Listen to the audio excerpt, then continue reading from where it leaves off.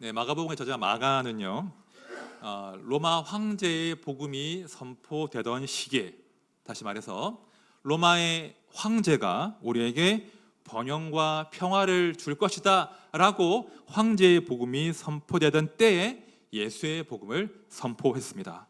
자, 15절 다시 보십시오. 이르시되 때가 찼고 하나님의 나라가 가까이 왔으니 회개하고 복음을 믿으라.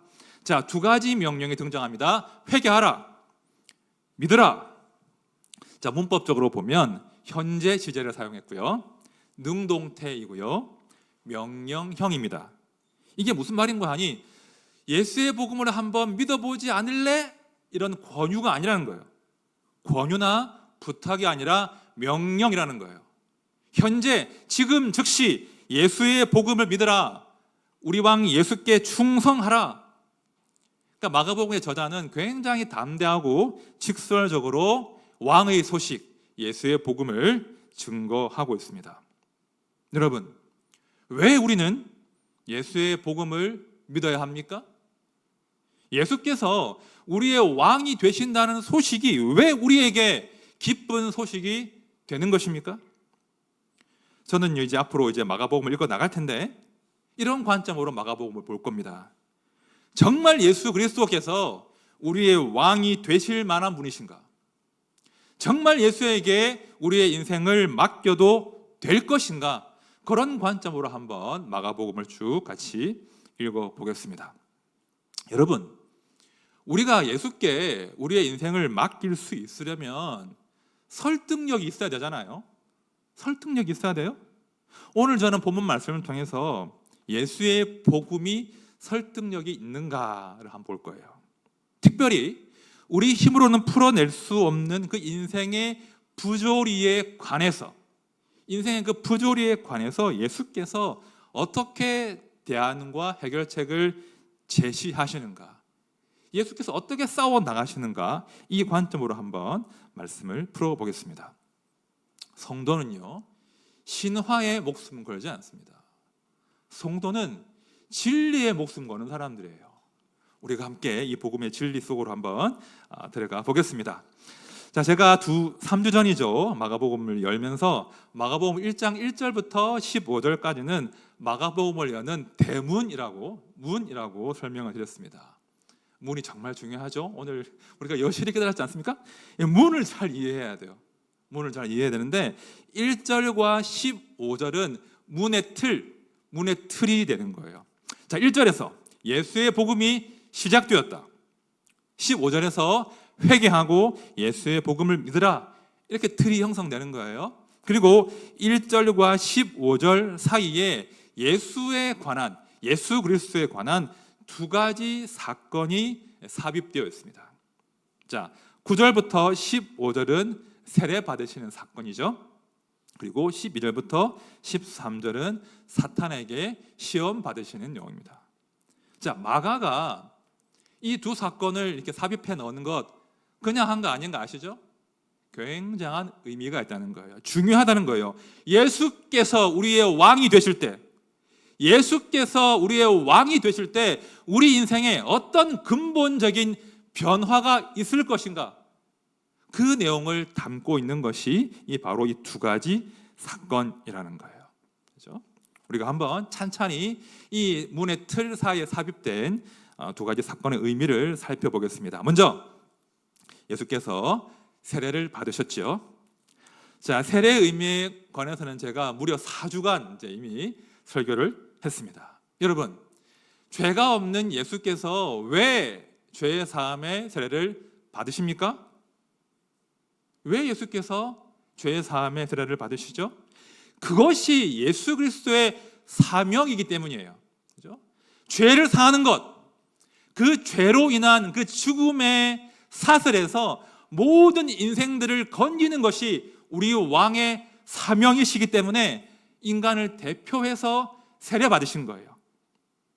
예수의 사명은 우리를 사망에서 건져내어서 생명으로 옮기는 거예요.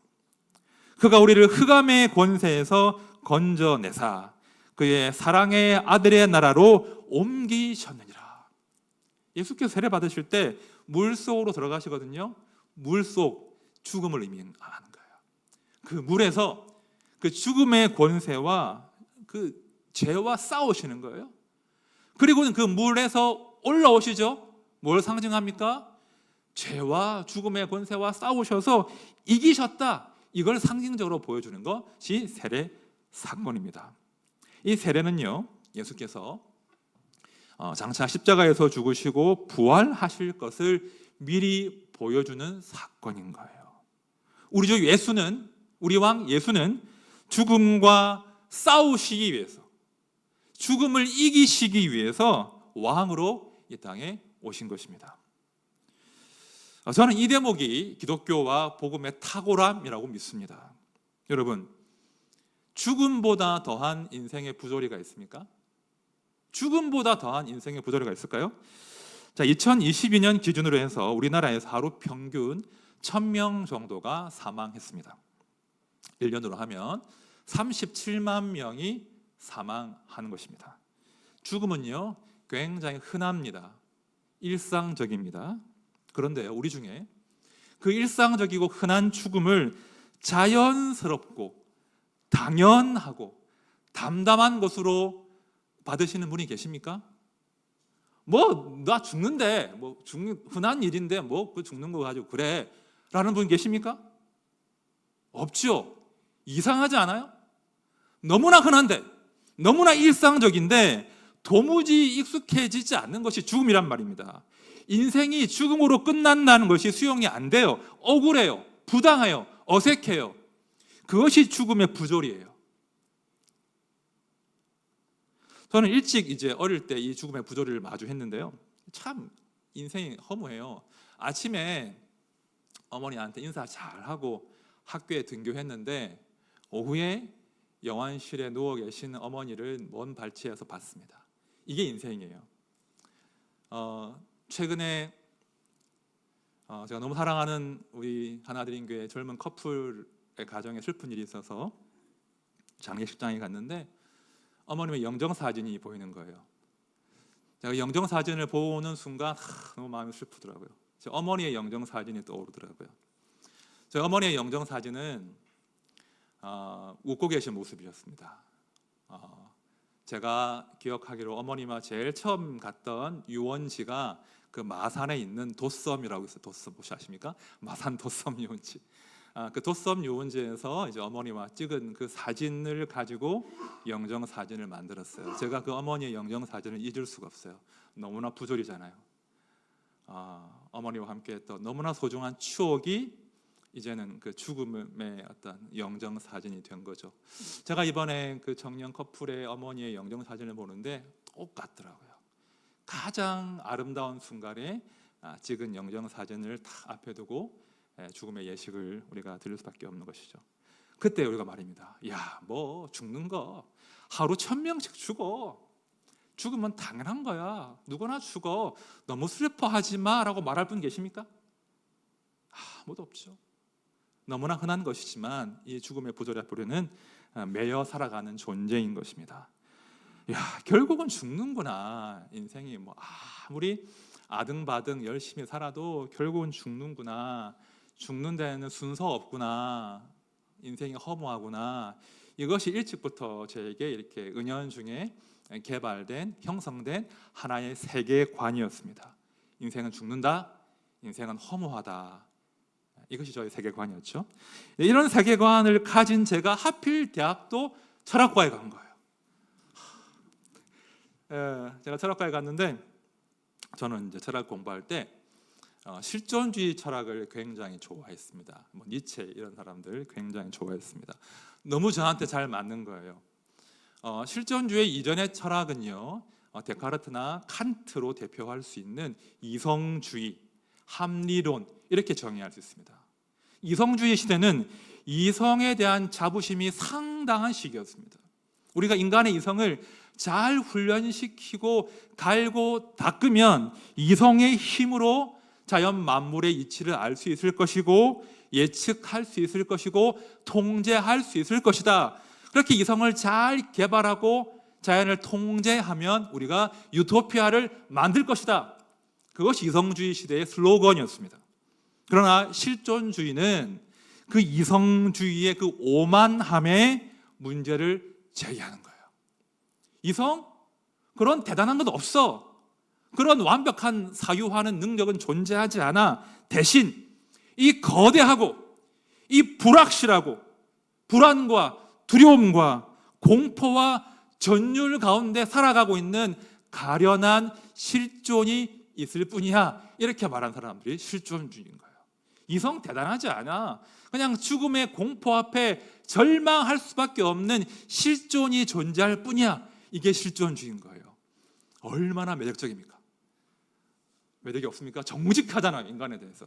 인간 죽는 거야. 자, 그러면 여러분, 그 실존주의 철학에서 그 철학의 대안이 뭔지 아십니까? 인생이 허무한데, 실존은 위태로운데 그 철학에 제시하는 대안이 뭘까요? 이겁니다. 죽음과 허물을 수용하고 당당하게 맞서라. 멋지지 않습니까? 죽음과 허물을 수용하고 당당하게 맞서라. 신은 없다. 삶의 의미도 없다. 너 스스로 삶의 의미와 행복을 창조하라. 네가 하나님이다. 이렇게 말하는 것이 또 실존주의 철학이에요. 제가 그 철학에 한참 심취했었는데요. 근데 가만히 보니까 이 철학도 너무나 한계가 명확한 거예요. 설명 안 해주잖아요. 왜 죽는 건지, 죽음 위에 뭐가 있는 건지, 왜 사는 건지. 정말 인간의 실존을 정확하고 정직하게 인정하나 한계는 더 명확한 거예요.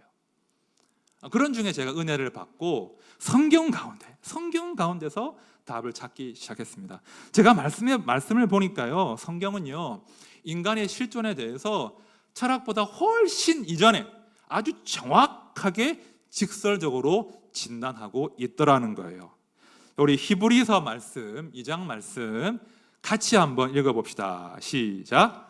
또 죽기를 무서워함으로 한평생 매여 종노릇하는 모든 자들. 죽기를 무서워함으로 한평생 매여 종노릇하는 모든 자들.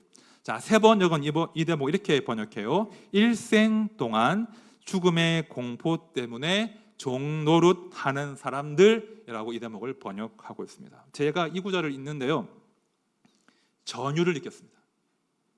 와, 하나님 말씀은 정말 정확하게 인간의 실존에 대해서 인정하고 지적하고 있구나. 성경은요, 그 사람의 실존, 그 죽음을 미화하거나 모른 채 하지 않아요. 직면해요. 사람은 죽는다.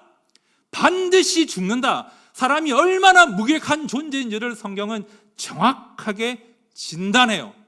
모든 사람이 이 죽음의 지배에서 벗어날 수 없다는 것이 성경의 선언이에요. 자, 구약으로 가서 이사야 9장을 보시면 이렇게 인간의 실존을 묘사하고 있습니다. 잘 들어보십시오. 흑암에 행하던 백성이 큰 빛을 보고 사망의 그늘진 땅에 거주하던 자에게 빛이 비추도다. 흑암에 행하던 백성이랍니다. 흑암, 빛이 완전히 차단된 상태인데 행하고 있대요. 캄캄한데 내가 어디에 서 있는지, 어디로 가는지, 내 발치 앞에 낭떠러져가 있는지 그것도 모른 채 흑암 가운데 헤매는 것이 인간의 실존이라고 해요. 그 다음, 사망의 그늘진 땅에 거주한다고 합니다. 여러분, 땅에 그늘이 덮고 있는데 그 그늘을 피하는 사람이 있습니까? 그렇죠? 그림자에서 우리가 해방될 수 있나요? 없거든요. 그 그림자가 어떤 그림자래요? 사망의 그림자래요. 죽음의 그림자래요. 죽음이 모든 인생들을 덮고 있다. 결코 그 죽음에서 벗어날 수 없다라고 하는 것이 성경의 정확한 진단입니다. 그렇죠. 그런데 뭐라고 합니까? 흑암에 행하던 백성이 무엇을 보았대요? 큰 빛을 보았다고 합니다. 사망의 그늘 가운데 살던 자에게 빛이 비추었다고 합니다. 이것이 복음이에요. 어둠 가운데 빛이 비추는 거예요. 여러분, 우리가 어둠과 싸울 수 있습니까?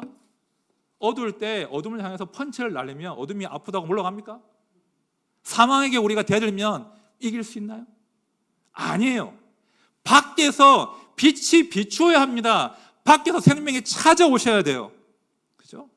밖에서 우리 밖에서 빛이 오셔서 어둠을 제압하시고 죽음의 권세를 몰아내셔야 그래야 소망이 있는 거예요. 이사야 9장은요, 그 일을 하실 분, 빛이 바로 메시아라고 예언했습니다. 그리고 신약에서 예수 그리스도께서 그 빛이 되어서 우리에게 찾아오신 것입니다. 여러분, 우리가 예수께 우리 인생 맡길 수 있습니까? 왜 예수만이 우리의 왕이 되셔야 합니까? 예수만이 죽음을 이기고 승리하셨기 때문이에요. 그 어떤 왕도 해결하지 못한 죽음의 문제를 정면으로 돌파하신 분이 예수 그리스도이시기 때문입니다. 요한복음 11장에 가보시면 예수님께서 죽은 지 4일 지난 나사로를 살리시는 대목이 나옵니다.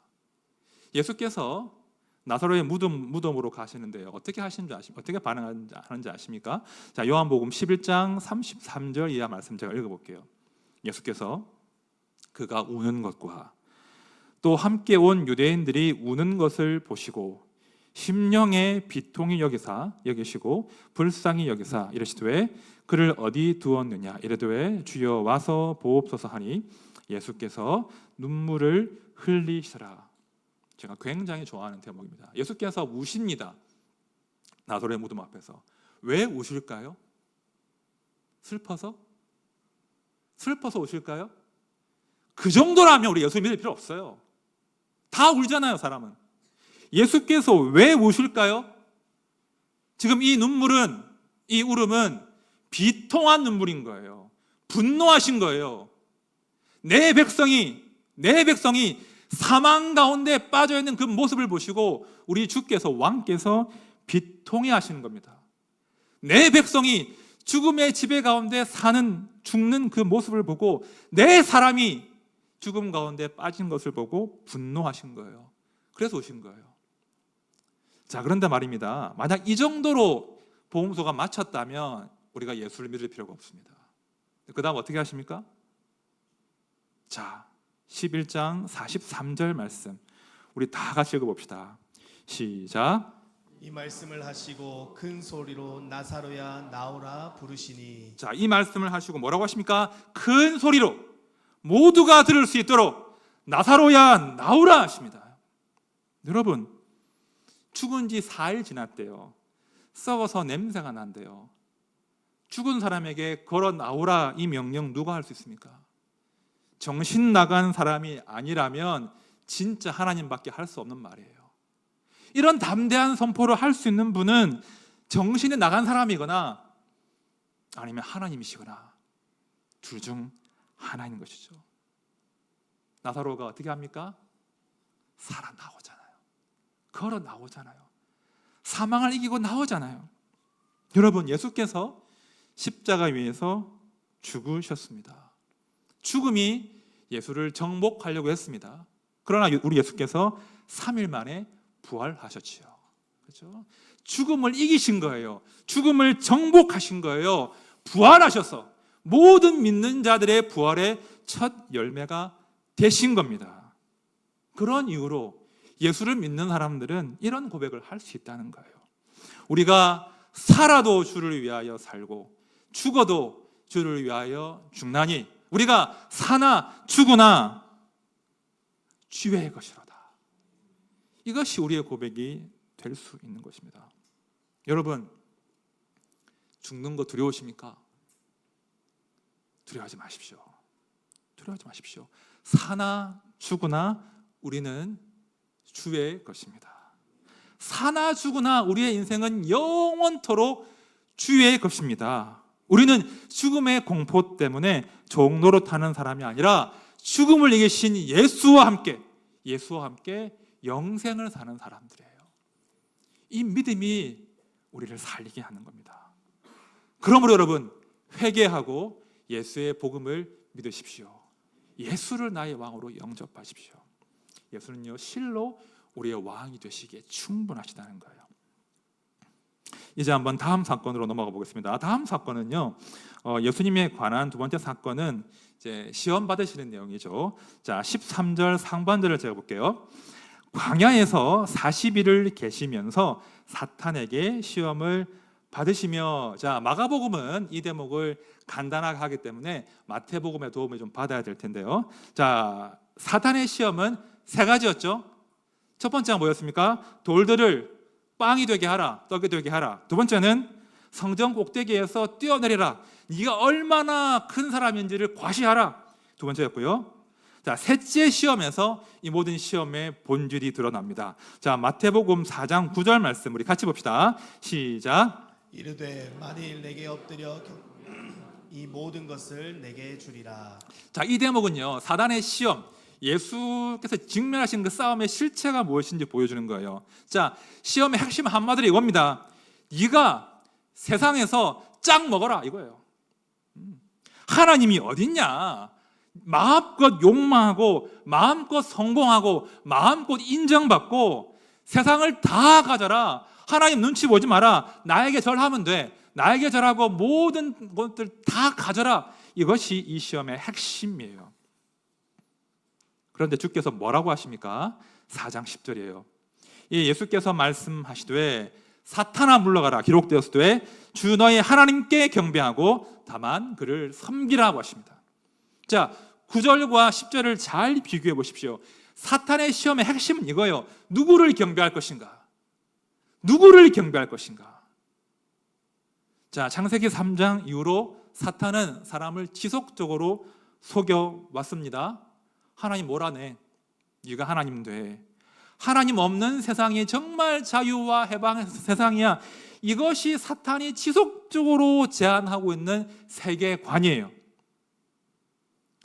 자, 그런데 여러분, 정말 이 사탄의 이 말처럼 되었습니까? 거짓말이었잖아요. 하나님을 몰아낸 사람이 정말 하나님처럼 되었습니까? 마음껏 욕망하고 과시하고 모든 것 다 가지게 되었습니까? 거짓말이잖아요. 실상 하나님을 몰아낸 사람들은요, 고아가 되어버렸습니다. 하나님 몰아낸 사람들은 하나님이 없는, 부모가 없는 고아가 되어버렸습니다. 보호자가 없이 스스로의 인생을 책임져야 하는 불안한 존재가 되어버렸다는 거예요. 고아는 불안해요. 불안해요. 제가 다음 주에 조금 더 이 불안의 문제를 다룰 텐데요. 여러분, 하나님을 몰아낼 때, 참 아버지를 몰아낼 때 인생의 모든 불안과 불행이 시작되는 겁니다. 제가 부모님이 없는 불안을 너무나 잘 알잖아요. 그렇죠? 진짜 부모 없이 사는 것은 불안하고 불행한 거예요. 사람이 하나님 없이 사는 것만큼 불안하고 불행한 것이 없습니다. 문제는 사탄은 그것이 불안과 불행이 아니라 인간 해방이고 인간 승리라고 속삭인다는 거예요. 야, 하나님 몰아내. 그분의 간섭이 없으면, 그분의 심판이 없으면, 지옥이 없으면 훨씬 자유로운 거야 라고 속삭이는 거예요. 하나님 몰아내는 것이 인간의 해방이라고 합니다. 제가 휴가 중에 하나님의 침묵이라는 책을 읽었습니다. 헬무트 딜리케 목사님 쓰신 책인데요. 이 딜리케 목사님은 보네퍼 목사님과 동시대의 인물이에요. 아주 훌륭한 분이시고 지금 책이 많이 번역되고 있습니다. 인간의 이성이 얼마나 자록해질 수 있는가, 2차 세계대전을 목도하시고 이제 신학을 하신 그런 분이신데 너무 훌륭하신 분이십니다. 이분이 이제 하나님의 침묵이라는 책에서 질문을 해요. 사람이 왜 불안한 존재가 되었는가? 답을 하시기를 참된 두려움의 대상을 상실했기 때문이다. 이런 진단을 하십니다. 그런 진단을 한 다음에 그 책에서 한 소설을 소개합니다. 그 목사님의 생각이 아니라 한 소설을 소개해요. 제가 그 책에서 인용하고 있는 책의 내용을 읽어 드릴 텐데요. 그 소설에 등장하는 그리스도가 있거든요. 이 그리스도는 예수 그리스도가 아니에요. 예수 그리스도가 아니라 세상의 왕 그리스도예요. 자, 그가 무엇이라 말하는지 한번 들어봅시다. 모든 망자가 부르짖는다. 그리스도여, 하나님은 없나요? 없다. 내가 우주를 두루 다녔다. 천계로 올라가 은하수를 따라 아득하게 넓은 하늘을 누볐으나 하나님은 없다. 존재의 음영이 드리워진 맨 밑바닥까지 내려가 시면을 살피며 아버지여 어디 계시나이까? 라고 부르짖었으나 들려온 소리라고는 제멋대로 날뛰는 끝없는 폭풍우 뿐이다. 이런 소설을 인용합니다. 여러분, 이 소설이 무엇을 말하는지 아시겠습니까? 정신 차려, 하나님 없어, 이거예요. 정신 차려, 하나님 없어. 하나님 없으니까 이제 너 스스로 삶을 개척해, 의미를 창조해. 그런 주장을 소설이 하고 있는 겁니다. 그 내용을 목사님이 인용하십니다. 그리고 질문하십니다. 과연 이 소설의 내용이 여러분들에게 희망이 됩니까? 절망이 됩니까? 라고 물어보는 거예요. 답은 속으로 하십시오. 여러분, 하나님이 없다는 소식은, 하나님이 더 이상 우리를 다스리지 않는다는 소식은 인간 해방이 아니라 절망의 소식 아닙니까? 우리를 당당하게 만드는 소식이 아니라 우리를 더 깊은 불안으로 만드는 소식 아닙니까? 여러분, 이 사탄의 거짓말에 속으시면 안 됩니다. 하나님이 없다고 하는 그 세상 나라의 거짓말에 인생을 맡기시면 안 된다는 거예요. 예수께서 그 시험에 정면으로 도전하십니다. 그리고 하나님이 없는 세상 나라에 선전포고하십니다. 그리고 오직 하나님께만 경배하고 그를 섬기라고 하십니다. 머지않아 사람의 왕국은 무너질 것이다. 하나님의 나라가 영원할 것이다. 회개하고 왕의 복음을 믿어라. 우리에게 말씀하십니다. 여러분, 우리 주님은요, 하나님을 몰아낸 인생의 비극을 너무나 잘 아십니다. 그래서 오신 거예요. 자, 15절 말씀 제가 다시 볼게요. 이르시되 때가 찼고 하나님의 나라가 가까이 왔으니 회개하고 복음을 믿으라 하시더라. 여러분, 하나님의 나라가 가까이 왔습니다. 이게 무슨 말일까요? 우리 하나님이 멀리 계시지 않고 가까이 우리를 찾아오셨다는 거예요. 죽음과 허무와 불안에 빠진 우리를 멀리서 구경하시지 않고 이제 우리 가까이 찾아오셨다는 거예요. 다시 우리의 왕이 되셔서 우리를 친히 다스리시겠다는 거예요. 이것이 하나님 나라의 복음이에요.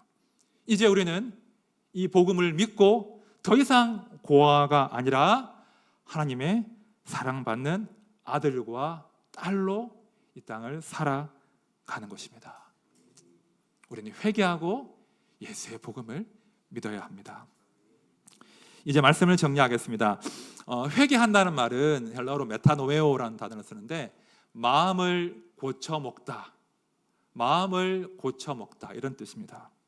그러니까 내 삶을 바라보는 시각과 생각을 좀 고쳐먹는 거예요. 그죠? 죽음이, 질병이, 불안과 허무가 나를 지배하는 것이 아니라 하나님이 나를 다스리십니다. 이걸 인정하는 게 회개하는 거예요. 그죠? 세계관이 바뀌는 거예요. 운명의 장난 없습니다. 하나님이 나를 다스리신다. 이걸 인정하는 것이 회개하는 거예요. 두 번째, 삶의 태도가 바뀌는 것이 회개입니다. 죽음과 불안과 허무 가운데 살지 마십시오. 하나님의 나라가 나를 움직이는 새로운 동력이 되는 겁니다. 여러분, 불안과 허무는요, 사람의 나라의 병증이에요. 그리고 그 병증은 내 용기로 맞서는 것이 아니라 하나님의 사랑으로 맞서는 겁니다. 불안의 반대는요, 용기가 아니에요. 용기가 아니라 하나님의 사랑이에요. 불안의 반대는 용기가 아니라 하나님의 사랑입니다.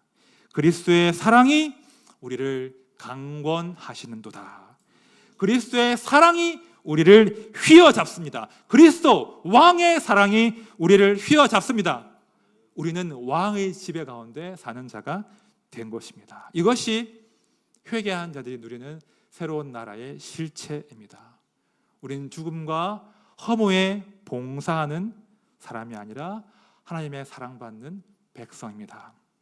이 놀라운 진리가 이번 한 주간 우리의 평생을 관통하는 진리가 되시기를 진리로 영접하시기를 진심으로 축원드립니다.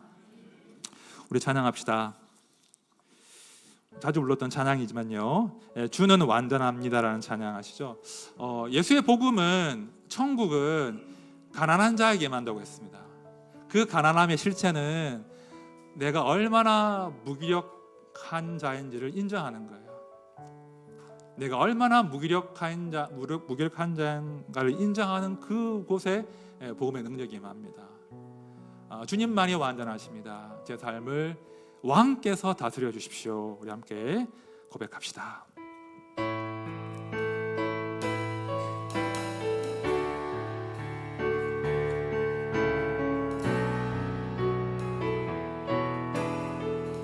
주여 우리 연약합니다. 주여 우린 연약합니다. 우린 오늘을 힘겨워합니다. 우린 오늘을 힘겨워합니다. 주 뜻 이루며 살기에 부족합니다. 우린 연약합니다. 주여 우린 넘어집니다. 주여 우린 넘어집니다. 오늘 하루 또 실수합니다. 오늘 하루 또 실수합니다.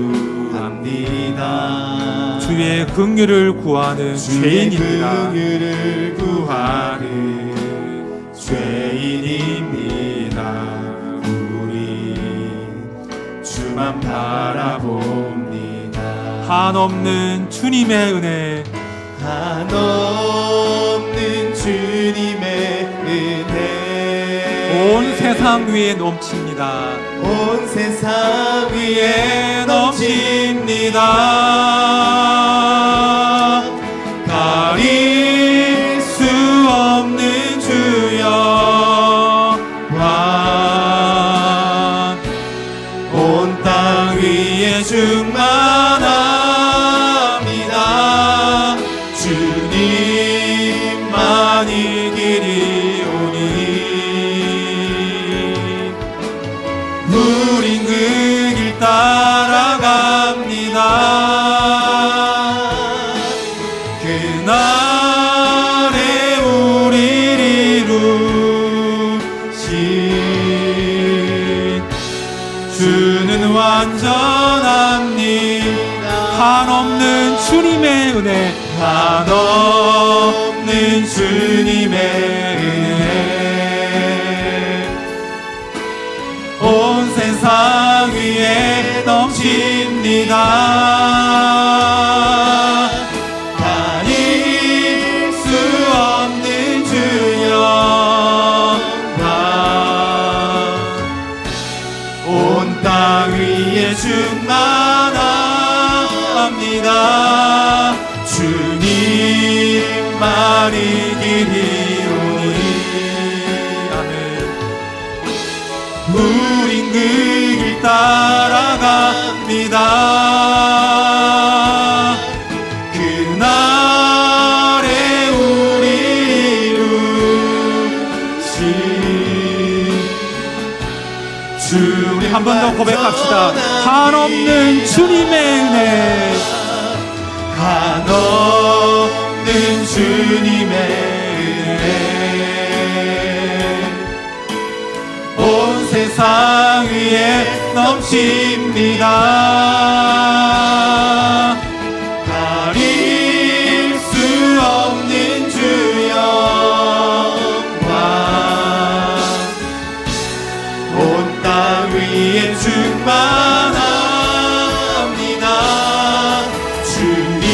주님만이 길이 오니 아멘.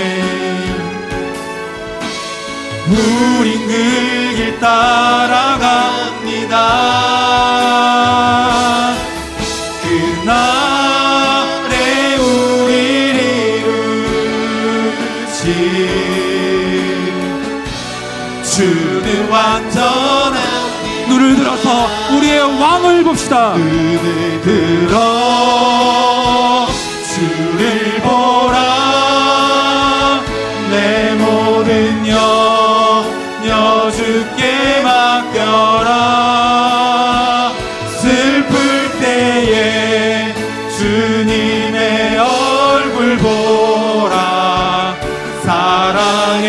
주님 안식 주리라. 눈을 들어 주를 보라.